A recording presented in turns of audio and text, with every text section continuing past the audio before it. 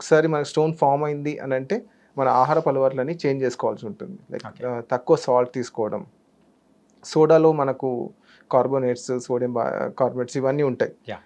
Phosphates ఇవన్నీ ఉంటాయి. సోడాలు హ్మ్. సాల్ట్స్ ఉంటాయి. ఆ సోడాస్ తక్కువ తీసుకోవడము.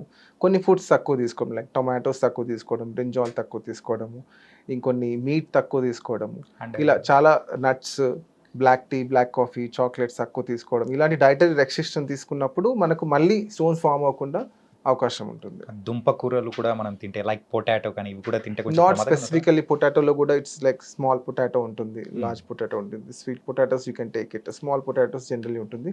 దుంపల కంటే కూడా ఇప్పుడు చెప్పినవి మేజర్‌గా అవి ఉంటుంది. ఇంకా పాలకూర తక్కువ తీసుకోవాలి. పాలకూర లాంటి మీట్ తక్కువ తీసుకోవాలి. యాహ్! సాల్ట్ చాలా ఇంపార్టెంట్. హ్మ్. రెస్ట్రిక్టెడ్ డైట్ తీసుకోవాలి.